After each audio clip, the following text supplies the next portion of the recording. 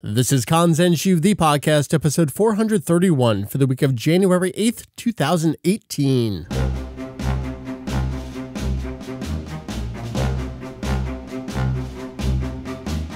Hello, everyone. Welcome to Kanzenshuu. Is it a podcast? It is a podcast. This particular aspect and product of our site is a podcast, an extension of the all-encompassing Dragon Ball fan site. Kanzenshuu, EX. Well, maybe it is EX. For the 20th anniversary, we add on the EX to it. We cover anything and everything Dragon Ball in hopes of enlightening and a little bit of entertaining. My name is Mike Vegito with the EX on the end there. I have at least one other person with me right now. Hopefully joining in later on, we'll actually get 3/4 of the team here. Jake Herms, you're here though. Yes, hello. It is a brand new year, and at the beginning of every year, what we like to do is take a look back at the previous year, see how it went, see what the top stories of the year were, see what we think the top stories of the year were or / should have been. And we make predictions every year, so it gives us a chance to look back at last year's predictions and make some new predictions for the new year. So that is the rundown of what we got going on this episode. Theoretically, Julian is waking up and finding his headset and joining us at some point, because that's what it means to be an adult and have children, is missing your podcast schedule. Just saying, dude, it's fine. The predictions is the biggest part of the episode. We're going to save that for a little bit. How I want to start the episode, like I said, is talk about what some of the biggest stories of the year were. And then we're going to talk about what we think they may have actually been, in contrast to what the numbers tell us. That's what's on tap this episode. And at the very end, we're going to have some of your predictions from Twitter, and we'll talk about Kanzenshuu here in 2018. So without further ado, the year 2017 in review. Jake, the top 5 stories of the year on Kanzenshuu, and these are driven pretty much entirely by traffic. I think people were a little taken aback, a little surprised at what some of the stories were this year.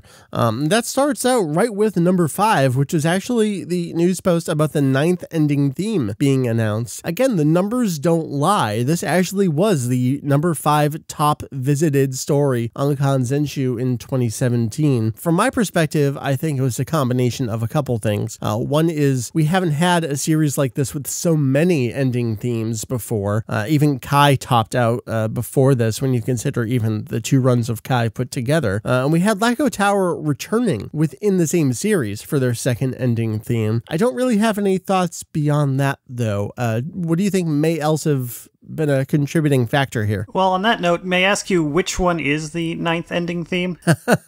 Lost track. The 9th ending theme is Haruka, Far Away. Yeah, even hearing the title, like I know the title, but I can't think of the music. I know, I'm kind of feeling the same way. Lacko Tower has been on the less favorite end for me. All right, I guess I have nothing else to say about this one. We stick with music. The number 4 top news story of the year was Ultimate Battle appearing as an insert song in episode 110. We had Akira Kushida coming to Dragon Ball for the first time, a veteran of shonen and tokusatsu robot. He's been around the block, but Dragon Ball for the first time. The first new insert song for Dragon Ball Super. We did have Chozetsu Dynamic get used as an insert song back during the Universe 6 vs. 7 tournament, but this was a brand new song. I think that surprised a lot of people. It got some excitement going. It was also tied in with that back-to-back 1 hour special, really great animation, 1 episode, new transformation-ish kind of thing going on. I feel like this one's a little self-explanatory. Yeah, just part of the general hype of that special. And then since then, they've gotten a lot of mileage out of it, though. They have. They've been using it as an instrumental version, as a vocal version again, and I think even just recently as an episode or 2 ago. So curious to see what the rest of Dragon Ball Super will bring us in terms of insert songs. I guess let's move on. Number 3 top story of the year was the all 12 names, the Gods of Destruction. We had all of them lined out in V-Jump. This was from the April 2017 issue of V-Jump, so this was back in February. So we were really just getting going with the Tournament of Power, the Universe Survival arc. This was a wonderful splash because it gave us the names, it gave us the character designs, and it even broke down for us who was designed by Toriyama, who was designed by Toyotaro, and who was a collaboration between the two. This was, I call it uncharacteristically transparent of them. It's the kind of stuff that maybe we usually get later on down the road, but they just laid it all out on the table for for us here. I mean, in that regard, is that any different than what they do with the original DBZ movies, where they'd show Toriyama's character designs in Jump in the lead up to the movie? That is true. Now, one of the things I was recently digging through old issue of V-Jump was hype for DBZ movie 8. And as we saw, they pretty much just tell the entire story of the movie with the character designs, all the transformations there. So yeah, I guess it's not entirely different. Maybe what's different here is the involvement from Toyotaro. Just feels like it's at some other different level. We have all this collaboration going on. Yeah, it's a big step for him to be designing characters that appear not just in the manga, but in the anime version. Yeah. Sort of more or less the main version, or at least the one that comes out first, certainly. Well, we'll talk about that with some of our predictions about what was first and when, and what will continue to be first and primary down the road. I'm going to lump the number 2 and number 1 stories of the year together. I really think this was surprising to people. They were just some overviews of character biographies from the official Dragon Ball Super website. Number 2, I think Vermood was there, and with Makarita there as well. I think that got kind of the most excitement, the most hype. The number 1 story, we had 2 of the wolf characters, and this is all a weird time period for the official website. Jake, can you speak a little bit to what was going on with the official website at the time in terms of what was on the site versus what was hidden on the site versus what was half written on the website? So the official site has had this section on like character bios since the beginning, just broken up by story arc and giving very general overview, like saying, oh, here's Frost. He kind of looks like Frieza, but he seems to be nicer. ? But then for the Universe Survival arc, they kind of revamped that section because of the billion characters who are appearing. So they did this whole thing where it's at the early stage, they were just adding, it was just an extension of the existing character bio page. And then later on, it kind of became its own subsection where it's divided up by each of the 12 universes. Yeah, they had to break it into arc and then by universe after that point because there were just too many characters. Yeah, and so when they started out, the first characters we got were the Trio de Dangers, because they're in the exhibition match. And the thing that they did was, they gave these bios that in we didn't entirely know at the time, but in retrospect, they turned out to be completely wrong in various aspects. They'd assign one character's techniques to another, and there's like a period missing in one of the bios, so that it was just this run-on sentence where, at the time, I was like, I'm pretty sure there should be a period, and these should be 2 separate sentences, but they almost kind of work as one really long sentence, but with a totally different meaning. So that was a thing for a while. I was like, okay, well, it's kind of ambiguous if it's this or that. And then eventually they did go back and actually fix it. And then it was also like 2 of the characters were the oldest brother. And, so it was all these minor things like that, which they eventually fixed. And then that was kind of a bad sign. And then when they debuted, I think it was Topo and Hedis, they were both labeled as gods of destruction, even though Topo is a warrior. They give the breakdown of which universe and then what category, if they're god of destruction or Kaioshin or a fighter. And so, so right from the start, all these little minor mistakes. And then later on, they had this thing where, as we were going further into the arc, and they debuted the section with divided up by 12 universes, someone, and I don't know exactly who was the first person to discover this, but they found that if you could inspect the elements of the website, then there were these bios that had the text for bios, which had not yet debuted on the site, but were there and could be read. And so this was some of the first information we got on Khalifa and Kale, but even this turned out to be not entirely fitting with how they were later portrayed in the series. Where, for instance, with Kale, her hidden bio, which wasn't ever actually officially displayed on the site, it said Kabe is always getting mad at her for being so weak-willed. Mm-hmm. Which isn't really a thing that ever happened in the show itself. In that same batch of hidden bios, there was one for Damon, the Universe 4 insect warrior, which also attributed to him a whole lot of things which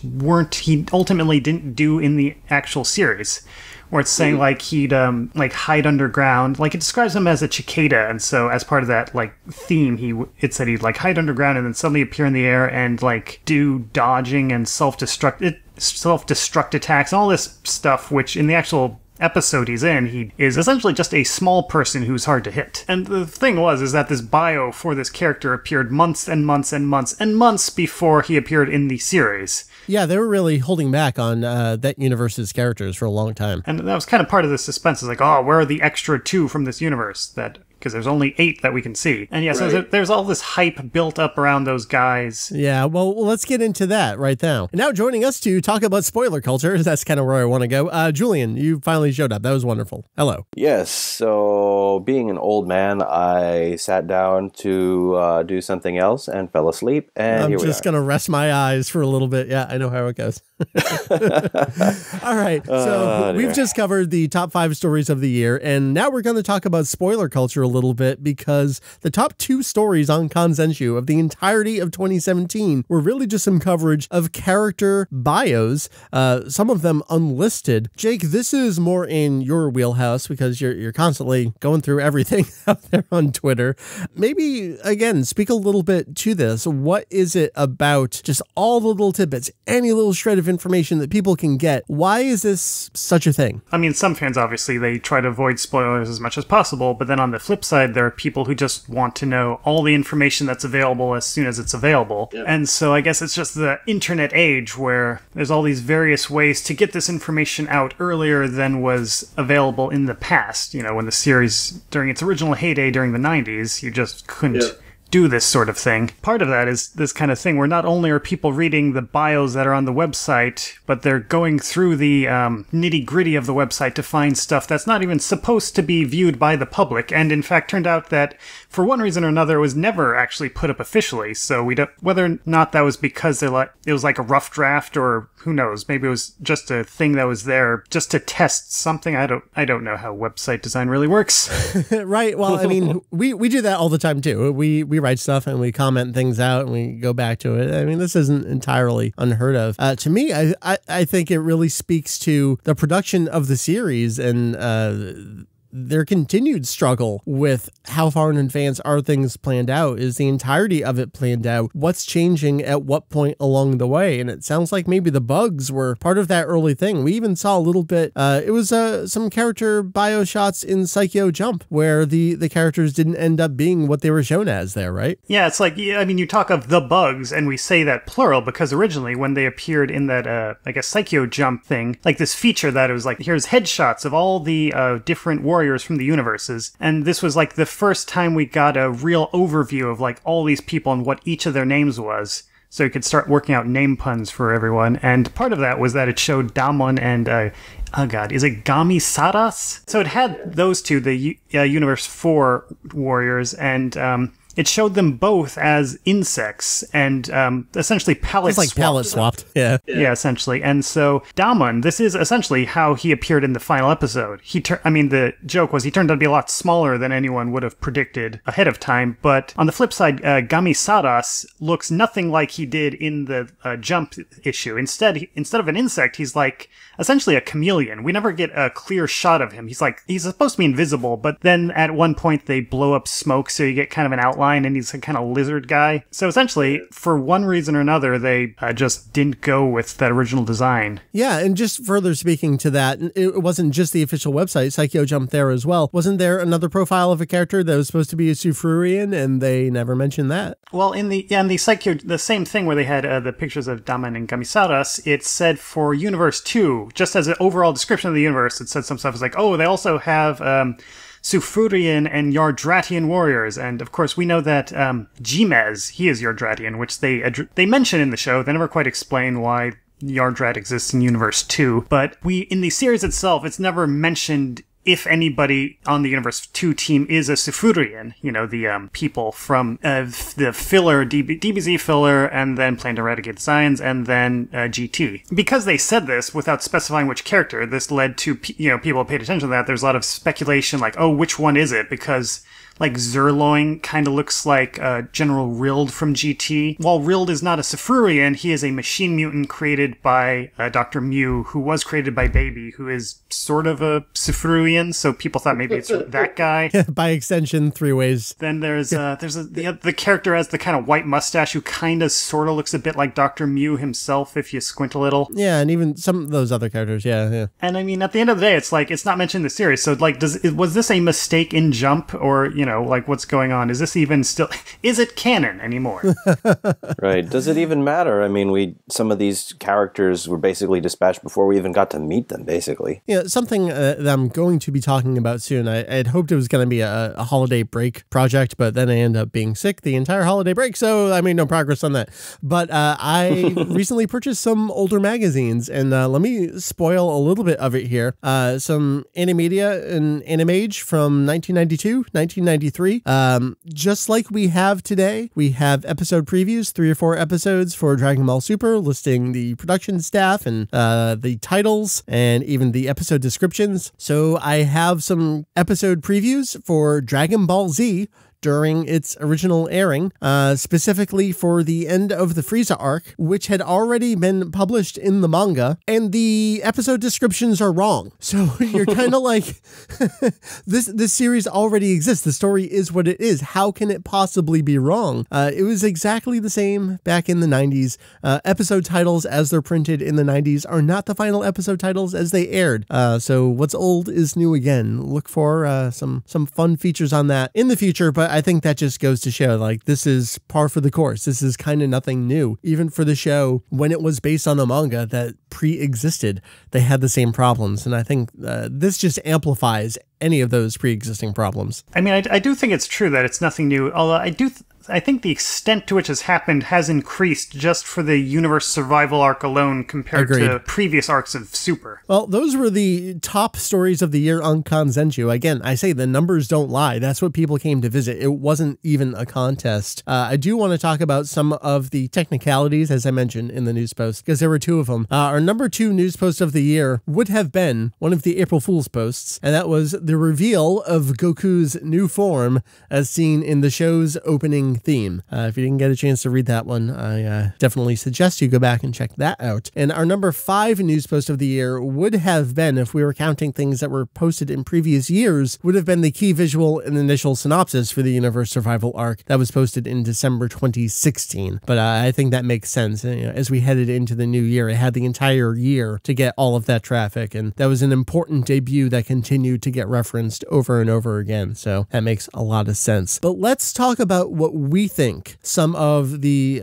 most important stories of the year were. I'm going to toss this out here. We need to do a more focused episode on it. We unfortunately just didn't work into the schedule. At the time it happened, we had already pre-recorded our Dragon Ball GT review, and I'll talk about that at the end of the episode here. But we had a very tragic loss. Hiromi Suru passed away at the end of the year. Of course, the voice of Bulma and several other related characters. I think this is going to have a lasting impact on the series just from a personal enjoyment perspective. This was something that I wasn't expecting in any way. I think it's safe to say none of us had our eyes on her as someone that we might not have for years to come, and it hit me much harder than I thought it was going to. Julian, why don't you give us your take on this? Yes, I think the impact was compounded just because it was so completely unexpected. She was younger than most of the cast. She's only in her 50s, and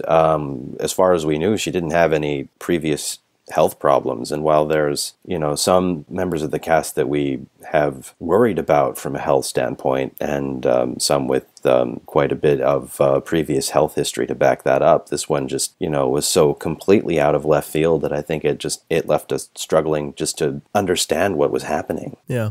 Jake, you were covering the stories. There was a little bit of misinformation early on, but it came out there and we were just kind of left stunned with what we were reading. Yeah, and I kind of lost track a little bit after the initial reports. So I don't know if either of you two know, was it ever revealed what the actual specific cause of death was? If it was an aortic rupture, don't quote me on that, but it sounds like it was just this abrupt heart failure sort of scenario that I guess, I can't remember if she'd even complained of feeling off, but evidently she just sort of pulled over and put on her emergency lights, and that was it. Yeah, that's what it was. It was an aortic dissection. But yeah, at the time it was just reported that they had found her at the side of the road with her emergency lights on, and that the cause of death was unknown. But yeah, that was part of the information. Was some people, I guess, had said, "Oh, is it because they just read something saying she was found in a car that had been a car accident?" But that was not it. And in fact, in some of their tributes to her, they mentioned specifically how it was just like her to be mindful of others and to just pull over to make sure that other people were out of harm's way. Well, again, I want to talk more about her and her impact on the series in the future. I want to give it its own spot, but I think a lot of people were surprised that wasn't one of the top stories of the year. And even if it were, I'm not sure that I would have felt comfortable including that in that kind of presentation with it, but I wanted to mention it here. So again, stay tuned. We'll talk more about Suru and give her her due. I think she deserves that. A lot of people surprised that the new movie didn't make the top 5 list. We'll talk about that in our predictions a little bit. But again, that was also so close to the end of the year. We may end up seeing that as a technicality in 2018. Yeah, where was it? Do you have like stats on like if not the top 10, like where does it rank right now? I don't have that in front of me. I did at the time. I probably should have had it there. But yeah, it's ranking up there pretty high already. What month was the top ranked story from? So the top story was March and number 2 was February. You expect those kinds of things. They have the entire year to build up that traffic. That being said, most stories, they get their attention when they debut, and it's kind of all or nothing after that point. But then I like I mentioned, that technicality of what would have been up in there as the synopsis for the universe survival arc. There are those landmark stories, and I think the new movie announcement will be one of those for the next year that are just constantly re-referenced over and over and over because that was the start of it. And I think the new movie is going to end up being one of those. Possible. I do think that there's going to probably be a ton of information coming out, probably not within the next couple of months, but towards the middle of the year that's going to get a lot of information, and particularly because they seem to be angling for an original story. I think we're going to be, number 1, translating a lot of information, and number 2, fighting a lot of misinformation. Yeah, you ready for that cycle? One does. Oh, no, I'm not. But yeah, just thinking about it makes me shiver. I know, we're all in a slightly different place than we were in 2013 when Battle of Gods was, well, even 2012 into 2013 when that was ramping up. Anything else from the course of 2017 that you thought were significant stories? I don't know if it even counts because it hasn't officially been announced, but the almost complete works of Akira Toriyama that's grayed out on the official Dragon Ball website really intrigues me. Yeah, what do you think we're going to get out of that? They have a new website, which is pretty much just the same as it was before, but it seems like they have larger plans for it now. Right. I would love to get a larger format collection of like all of his one-shots and maybe even some of his short series. Mm-hmm. I have a feeling Shueisha may drop the ball in some way and not include something that we would consider vital and not just Lady Red, which is problematic for other reasons. But you say that, but Lady Red did get a release within, the last decade or so, didn't it? Yeah, within Toriyama Akira Man Kanzenshuu, which was the bunko size release of some of Toriyama's short works. Yeah, we get 3 volumes of that? 2. 2. It didn't include everything that had been released up to that point. It did include Alien Peke, which was a 2-part one that he did in, I want to say, August 1996 in Weekly Shonen Jump, and it may have included 1 or 2 chapters of Nekomajin, but it didn't include the other things that he'd done up to that point, and Lady Red, I think, was the only previously unpublished new material that they included. Mm-hmm. There was also in the Jump Remix series, they did a 3-part version, which also included some of the same material, but it really shies away from most of his late 90s stuff. Is really frustrating because that's where the majority of his unpublished one-shots are from. And I'd really like to see something that actually manages to collect those, and also his original 2 contest entries that were only published in his fan club newsletter. Well, what's the story? There's some lost material, though, isn't there? Oh, there's a couple of things. There's, again, his Weekly Jump, the Young Jump Award submissions. The first one was Awawa World, and the second one was Mysterious Rain Jack, which was both of them where he was still relatively wet behind the ears as an artist, and one of them was outright a Star Wars parody. Well, this is the right time for that, man. Well, of course, it was 1977. No, I mean, now is a great time to bring it back. Well, of course, yeah. But again, that made it inadmissible. Sure. Yeah. But, that's what got Torishima to take Toriyama under his wing and sort of guide him on the path to becoming an actual cartoonist. And later on, let me see, in 1986, the very first issue of Super Jump, we all remember Lady Red, which was from the second issue, but he contributed 2 4-panel comics along with a little short autobiographical strip to the first issue of Super Jump. The theme was gourmet and sports, and the punchline in each is basically that the guy is good at a bunch of things, but he's not so good in bed now, is he? Well, you're getting ahead of yourself here. Now you're talking about a little bit of predictions and wants for the new year. But that was sort of kind of an announcement, even though they didn't actually announce it. I suppose, yeah, it was a half non-announcement there. They put it on the website in a place where you can see it and you don't have to search for it. But even if they didn't say anything about what's in it. All right.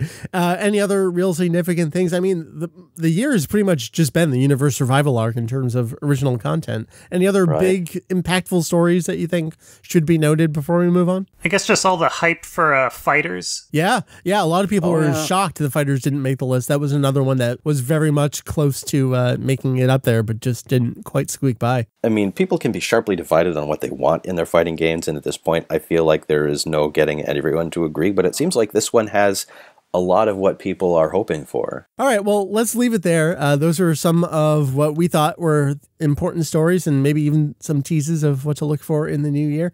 At this point, we're going to do a quick look back at what we predicted last year. It was Heath and I last year. We don't have Heath this time around, so we all get to tear them apart a little bit. And then we'll look at my predictions, and then we're all going to make new predictions for the new year. So on to the next segment here.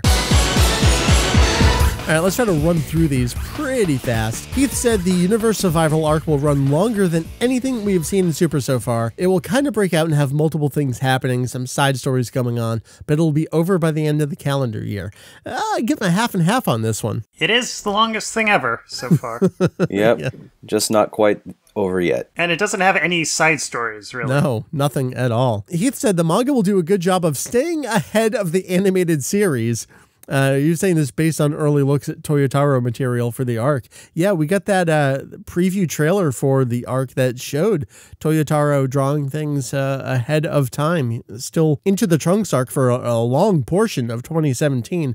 This absolutely did not happen, though. Toyotaro is going to get bumped up to 40 plus pages per chapter. That absolutely happened. We're sitting around 46, I think, pages per chapter at this point. And one chapter in particular got revised in volume 4 with an extra 4 pages, the Vegito versus Zamasu fight. So that did happen. He said 2017 or very early 2018 we'll see something that addresses the end of Z in some fashion. We have not hit that at any point. Well, they did have Oob show up in the last manga chapter. They did. So they're continuing to hint that, yes, we know where this is supposed to go, but we're not actually really there yet. He said there will be some new type of transformation, but it won't be Goku. It'll be someone else. No idea who. We already knew, of course, at that point about legendary Super Saiyan female Broly, who we didn't yet know who that was, but he meant someone in the main cast. Well, that did not happen. Hang on to that. We'll talk about my predictions soon enough. What about Kefla? Doesn't really count. Is that a transformation or is that a... No, and not really part of the main cast. I think he was speaking more on our team here. Heath said Xenoverse 2 did well enough. Dimps will go on to something else, but drop the Xenoverse name. Basically just copying what I said the previous year. No, that did not happen. What else? He said Zenkai Battle home release, and I criticized him. Heath, we can't just keep saying that every year until it happens and then say we finally nailed it. No. In Japan, we'll get volumes 3 through 6 of Super, the manga here. It'll be 50% interviews to beef up the page count. That did not happen. In reality, we did get volumes 3 and 4. Heath said we'll get volume 3 in April. It actually came out in June, and then we got volume 4 in November. But he was right in terms of ramping up manga material. Heath said the Yamcha manga did so well, they'll expand to do another one with another artist. Well, that didn't happen, not yet, though we did get a collected edition of The Case of Being Reincarnated as Yamcha. Heath said, and we've been saying this for a while now, is SD, is anyone reading as Does anyone care? It's going to fade off and die in 2017. Did not quite happen. Heath said that Victory Mission will finally get a compilation released. They had already released it all for free digitally, so why not a print version? At this point, you can actually brand Toyotaro. That did not happen. Said we'll see a new guidebook this year, not part of a big series, but something smaller, a little new companion thing. We were equating it to maybe something like the first Dragon Ball GT Perfect File. No, nothing like that. How about new full colors from Viz in 2017? We'll hear about it, but see a release in 2018. Mum's the word on that still. And here's what Heath said. We do hear rumblings or an official announcement of a new theatrical film, a side story, not part of the TV series continuity. You would think that Heath should get credit for this. However, Heath said the exact same thing the previous year. So, Heath, you can't just keep saying the same things every year and then take credit for it when you get it right. So, no, I give you fake credit for that one. And then finally, he said lunch will make her reappearance. That did not happen. So, not so good overall, Heath. I guess as far as a new guidebook goes, the closest we got was that Cyan thing that was with Psycho Jump. Yeah, we did get that. That was kind of less a guidebook. It was really a compilation. Jake, it was like the first appearance of every Super Saiyan form, and then they kind of had to fudge it for the Super manga. Yeah, essentially. So, yeah, the first appearance of, the original form, and then Gohan at the Cell Games, and then Goku against Boo, and then the chapter of Super where it's just, where God first appears. But then for Blue, because the Super manga didn't adapt Resurrection F, they had the chapter where it's Goku versus Hit, which does feature the form, but it's not its first appearance, because in the manga, its first appearance is just Goku and Vegeta training. Right. Which isn't very dramatic. No, I actually think they should have went with that anyway, but no, they went with the Hit thing. But like you were saying, we did get some extra content from Toriyama in there. That's where we heard about Yamoshi and the S-cells and all that stuff. Yeah, but mostly it's just the manga rather than a guidebook. All right, let's jump into my predictions. And again, I'm going to kind of cruise through these because I don't really want to take responsibility for some of the stuff I said. The Universe Survival arc will be longer than previous arcs, but not hugely. No more than 35 episodes of actual content. Arguably, you're correct. Well... All right, so how much credit you want to give me on that one? Quarter of a point? Yeah. Sure. 27%. In terms of content predictions, I said it was so hard to even know where to begin, and we can't even necessarily say everything will work out in the end, because look at the Trunks arc. I said no new transformation or hair color. Goku will find a way to get even stronger again, but it won't be in the usual way. I'm giving myself 3/4 on that one. Still a raging debate whether this Ultra Instinct thing should be counted as a technique or transformation, although... Yeah. As far as I'm concerned, it's the same difference, really. Yeah, I feel the same way. 6 dozen of one, 6 dozen of one, 60 of the other. Julian, go back to sleep. And 72 of the other. In terms of video games, I said we already knew Xenoverse 2 was going to get support through 4 DLC packs. I mean, new pack 2 is coming that February. I said the Switch port will probably come this year, which we did in fact get, and that leaves the end of the year open for an announcement. And sure enough, we ended up getting Fighters. We'll get to that in a second, though.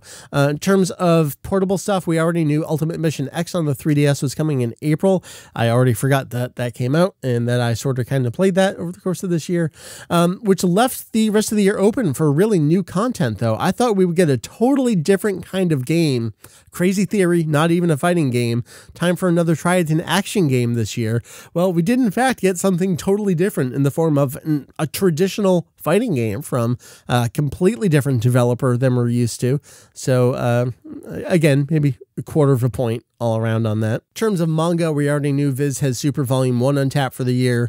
We're only just now getting Volume 2 from Viz.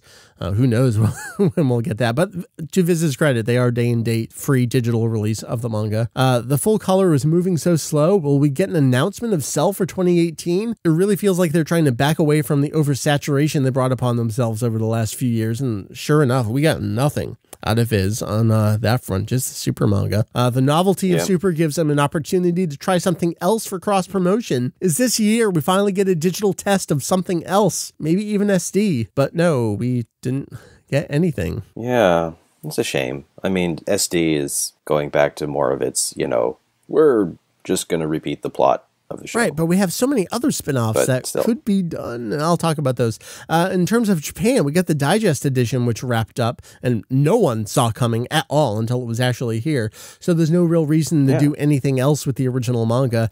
Maybe we'll just see SD Volume 5 in the first quarter.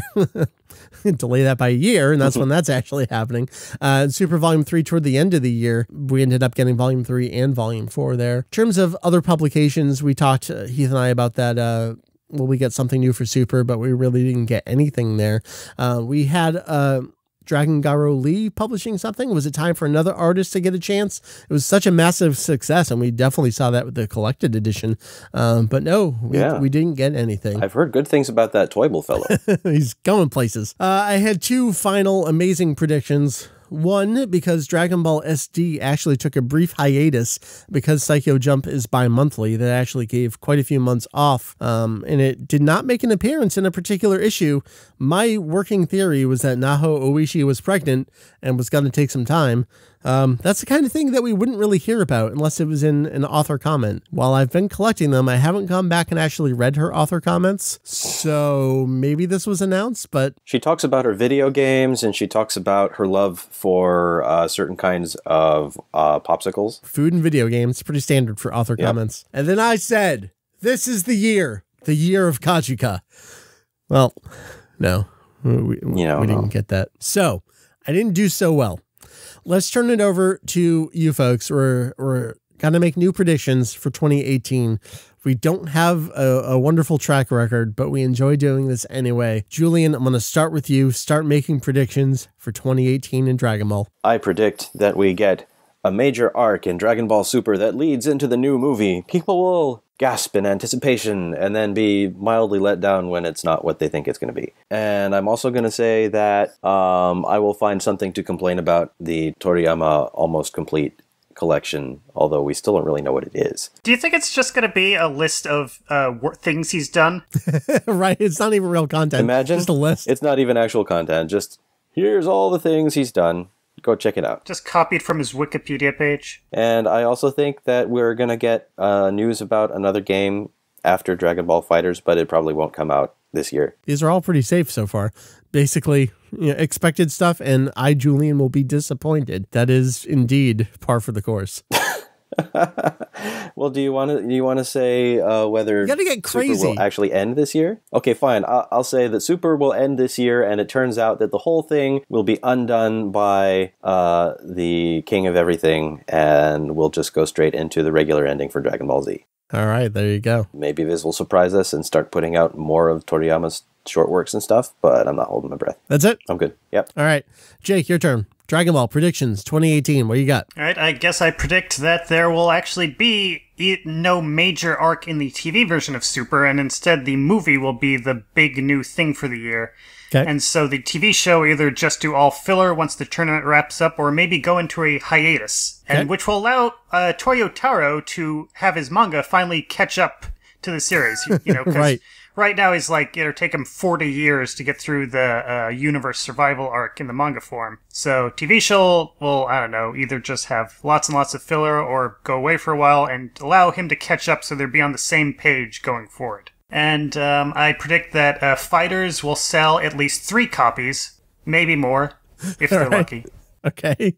Seems like a pretty safe one. Dragon Ball Fusions 2 for the Nintendo Switch, which will have, a fusion of Jiren and Kefla called Gifla, yeah. All right. Okay. And then the two Omni Kings fuse into a third that looks the same but is stronger, I guess. Sure, why not? All right. Oh, a new show, anime adaptation of Heroes, maybe? You think that's where they're going to go after this? Yeah, why not? Here's one. Maybe Viz. Viz and/or Funimation will bring the Heroes card game to the US in some form. Somehow. I don't know how. I feel like it's a lost cause at this point because they did that IC Cardass, whatever thing. They were promoting it at AX last year, and I already forgot. I think people are kind of playing that. There is a card game. If you go to Target, you can buy some card game. I don't know. Super weird that it's not Heroes. Yeah, I remember seeing that, actually. It's a big blind spot for me. I don't really know much about the card stuff. But I feel like, in Japan, Heroes is just this giant, huge thing. And it just seems, and it keeps going and going.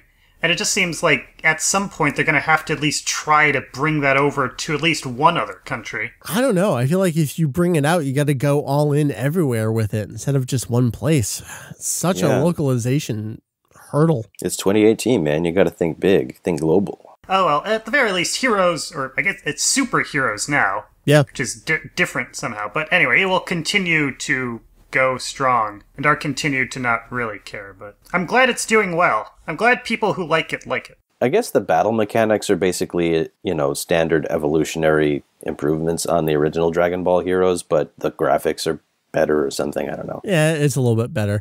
I mean, one thing we can say is that they sort of side-loaded Heroes into Dragon Ball's universe. There's a new toy mode in there that's essentially Dragon Ball Heroes, just kind of scaled down significantly, but seems like they are testing the waters a little bit to see how people like it over there. But I don't know. Heroes is its own thing. It's its own entity. Jake, you got anything else? I guess that's it. I'll wrap up predictions, and then we're going to get some listener predictions as well. I'm in an awkward situation here where I actually know too much. In past years, I've dropped tidbits in as if they were predictions, but it's kind of impossible for me to do that this year. So I'm not going to say anything about Super other than this is something I don't know. We're going to get the blue Dogi Goku by March. I think we'll finally see that at some point. Other random Dragon Ball Super stuff. February is going to mark 2 years since the first official soundtrack's release. I think we're going to see Volume 2 finally, which will also be 2 discs on the first quarter of the year. In terms of the manga, I think we'll get the usual 2 collected volumes of Super in 2018. We just had Volume 4 in November. That covered up to Chapter 24. Chapter 32 is due out this month in the March 2018 issue of V-Jump. So there's plenty of material. They don't really have to worry about catching up to it with their standard release schedule, the collected edition. We know Dragon Ball SD Volume 5 is coming out this year, so nothing else to say about that. I guess they're going to keep going. I think we will get Dark Demon Realm Mission Volume 2 this year. We're up to the 9th chapter in the January 2018 issue of Psycho Jump. Volume 1 came out in May 2017. That covered 5 chapters. So let's say we'll get Volume 2 in the second half of the year. Sticking with spin-off stuff, I think the Fusions manga, because remember, there's a Fusions manga, that's going to come to a close at some point in 2018, and that one will get a compiled release. Otherwise, nothing else to say about spin-offs. The GT anime comic is still going. It probably won't finish by the end of 2018. They started in the Evil Dragons arc, and they're still going in the Evil Dragons arc. Wait a minute. I thought they were up to Super Saiyan 4 Gogeta. Yeah.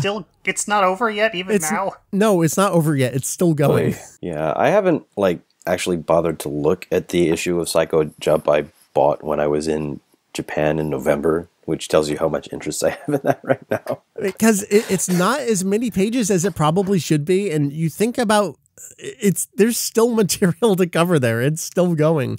I think they're going to go the entire year, and it's still going to be in there. And remember, it's every other month, so it's not moving very fast. Yeah. I mean, didn't it start as a promotion for the Evil Dragon mission of Dragon Ball Heroes? Yeah, in Heroes, and that was forever ago. So it's super irrelevant now, but I feel like they're kind of committed, and it's right? Free content. They don't have to do anything new. It's literally just screenshots. So considering it's basically just all Dragon Ball and One Piece and other spin-off stuff, right? Yeah, super easy. They have a real hard time committing to original content for that magazine. Well, you say that, but we got Dark Demon Realm, we got Fusions. I don't know. A little bit, but it's still spin-off content. Yeah. I mean, that's what that magazine is. All right. Anyway, I think Viz will indeed put out the case of being reincarnated as Yamcha. I think there's a lot of support. I saw it getting passed around. Chris Sabat just bought the volume and is excited about that. People want that. That got such a wonderful response. I think Viz is going to go after that.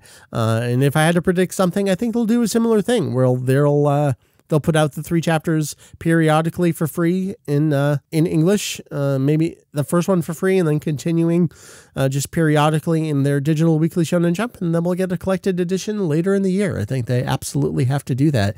And then related, I said previously that maybe another artist will get a chance to do something this year. I say no. Dragon Garo Lee gets a number 2, and it's going to be Majin Buu. I think he's going to do a Buu spinoff. That's what I'm predicting there. Got to go all in with what you think here. And I think we'll go the entire year without them making any real comment on the full colors. I don't think we're going to get anything out of there. Fighters will be a massive success. This is hardly a prediction. And I think we'll see some of those new characters that we know there's going to be 8 DLC characters start releasing in March and April. And we will get a Switch port announced mid-year that'll be out by the end of the year, which leaves room for Xenoverse 3. I think that'll get announced at literally the very end of the year in 2018. And it'll be a direct follow-up to what we see with Fu in the Xenoverse 2 DLC, which will cue discussions then and there about real endings being held hostage as DLC. Look forward to that. All right, so with that said, it's time to turn it over to the audience. We have a ton of submissions just the last couple hours on Twitter that we asked for. We can't possibly get to them all, but I'm going to choose some of the best here and toss them out to you guys and see what you think about them. Lots of people, I can't even attribute this to one, that says Planet Sadala will be the next arc. We'll get some more on Universe 6 science. I guess this assumes that everyone's coming back to life.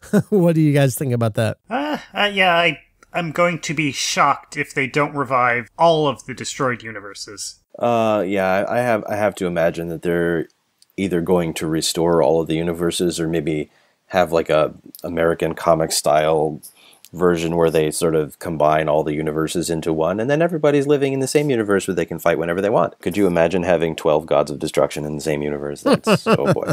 Right. A lot of people, again, I can't attribute this to any one person, talking about a potential hiatus in March and returning after the movie. We already gave our 2 cents on that. Again, lots of folks saying similar things. Whether Goku dies or goes away for a while, think we're going to finally see the next generation of characters. Oob will be brought into the spotlight, even Pawn as well. Will we see a focus on them in any way? What do you think? Featured Pawn pretty heavily already, so I guess that'll continue.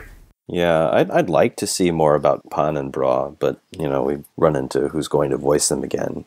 Yep. Which I'm curious about, but it's sad. Nicholas says Toriyama announces a one-shot before the movie, probably surrounding Saiyan history.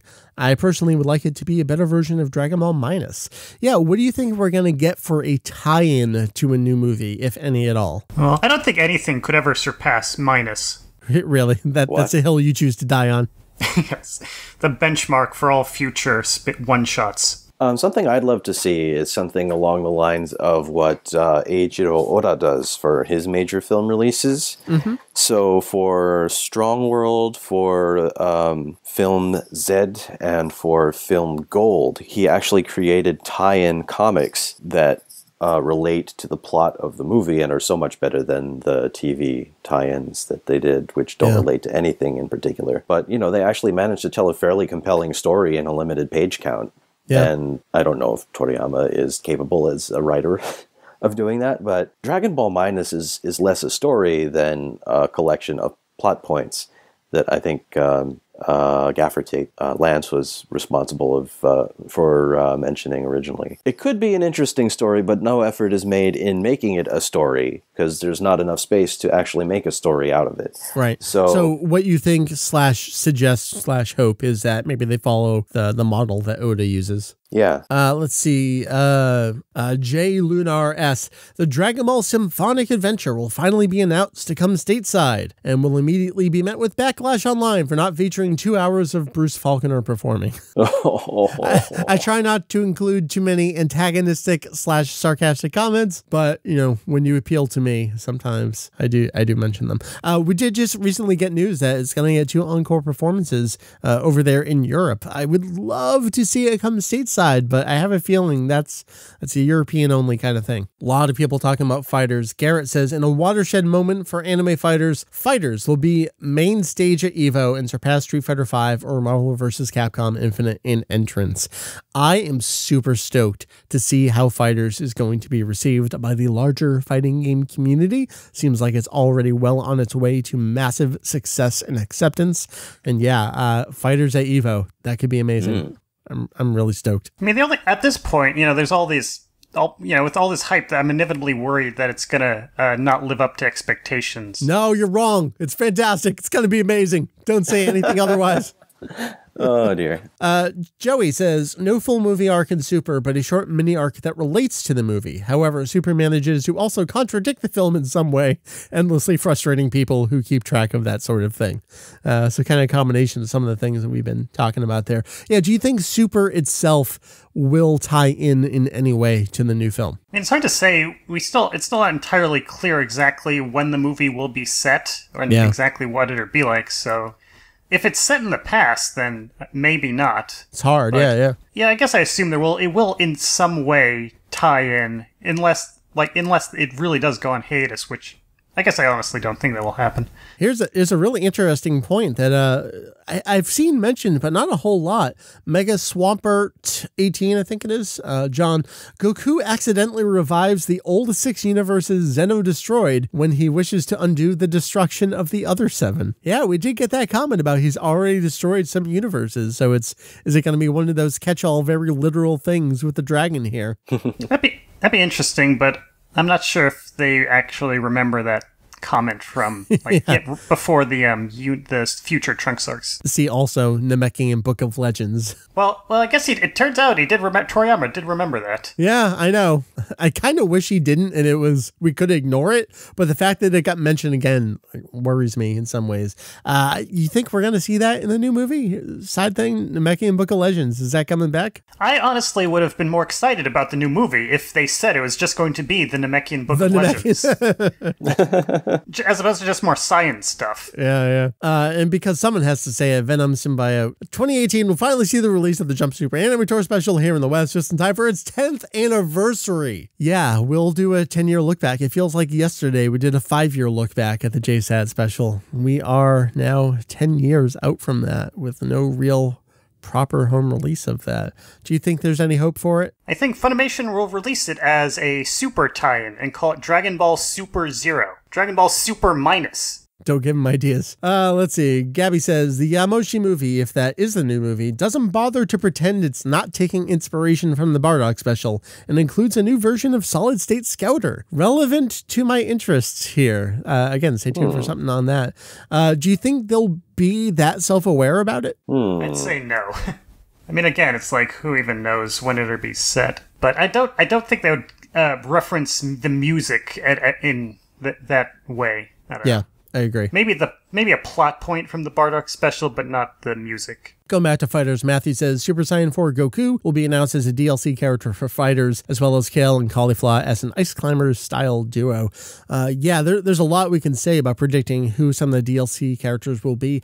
I think there will be, I should have thrown this on the list, it had been sitting there in the back of my head. I think we will see GT representation in DLC. I actually think they should go with Super Saiyan 4 Gogeta as opposed to Goku or Vegeta themselves. I think Gogeta gives you a really good chance to kind of play around and be a little more wacky. And we already have blue versions of the two of them. So I think throw Gogeta in there. That'd be cool. I'd love to see them have add in GT characters without having Super Saiyan 4 at all. Just throw in Rild or maybe GT Pawn. Yeah, I think GT Pawn or Ishinlong is kind of the obvious choice that they've gone back to over and over the years.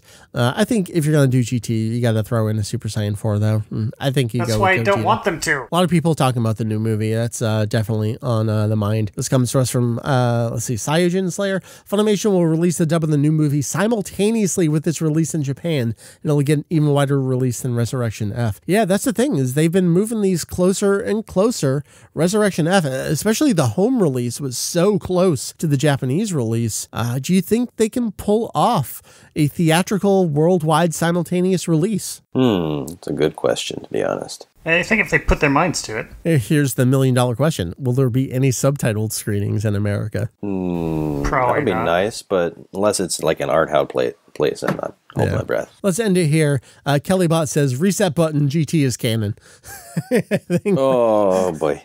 I said from the very beginning, I don't care how much contradicts itself. I want Super to end with Pilaf Trio being old, coming in, looking for a set of Dragon Balls. I don't care how that doesn't work in any way. I just want them to do it. I think that's the right thing to do. Make it happen. So that is going to bring our 2017 retrospective and 2018 look ahead episode to a close. Before we end the episode for real, so let's talk a little bit housekeeping here. While I have you two here, you have to answer me because you're both on the call. Okay. What are some projects you're looking to do in 2018? I would love to actually get to translating more of the interviews and things from the 80s and 90s. Yeah. And I would love to also catalog his one-shots and stuff, even though that's not technically Dragon Ball related. But, more work on the Jump stuff, which Heath has gotten back into. But, with grad school, I have no idea how much effort I'm going to actually be able to do. All right, so if there was just one or two things that are kind of like top priority for you that you really want to get to, what would those be? Absolutely some of the stuff from the 30th anniversary book, as well as some of his interviews from right around the time the Dragon Ball was starting up, like 85, 86-ish. I know the 30th anniversary book, it's sitting over there. We've barely scraped the surface of it. It's a wealth of information we need to get back to. Jake, how about you? What are some big things you're looking to tackle in the new year? Yes, I guess just also the 30th anniversary book, and I guess I should help Heath finish the... can we even talk about the thing Heath has been working on? we haven't actually mentioned what it is, but there's a real good guide that we were hoping we could do after Battle of Gods, so maybe that'll give you a little hint of what we thought we were going to do. We'd like to wrap that up this year. Yeah, that thing is a thing which I'd like to do. Well, I always have stuff going on. I have new things. I'm trying to, one of the things I'm working on is building out the spin-off section again. There's so many new things, new classifications for things. It continues to expand by way of digital releases now, and Psycho Jump. I want to catalog Psycho Jump before that magazine dies so we can say that we got it in a timely fashion. In its entirety. In its entirety, yeah. I do pretty much own the entire run of it. I'm missing some from that first monthly year, but otherwise I do basically have the full run. That's a horrifying thing. The joke is that I will die from a collapsing bookshelf of Psycho Jump, and that is more and more likely with each passing every other month. So let's talk about the podcast, what to look forward to. We will indeed have our GT review this month. We're going to cover the next 4 episodes, and at the time we didn't know how many we'd do. We're going to do episodes 19 through 22. So it'll be the next 4 episodes of the show. Jeff and I just looking to align our recording schedules. You might hear a little mucusy right now. So even Lo-Fi got delayed from our regular schedule. Kind of put a damper on Kanzenshuu podcast here as well. Speaking of, look for some related low fidelity in your podcast feed here. I promise it is related to Dragon Ball. January is going to be that month. We have a cool review coming up on that show. And then I'm going to do, if you remember the Battle Point Unlimited kind of bonus episode, I'm going to do a similar thing with another song. So look forward to that. And that is Kanzenshuu. This was episode 431 of our show. Yeah, it was. All right, guys. I've been Mike. That was Julian. That was Jake. What do you guys think? Here's to the Year of the Dog. Yeah, fair enough. 1. All right, so this has been our podcast. Thank you for listening, folks. We will see you next time. Have a lovely 2018. Check you later.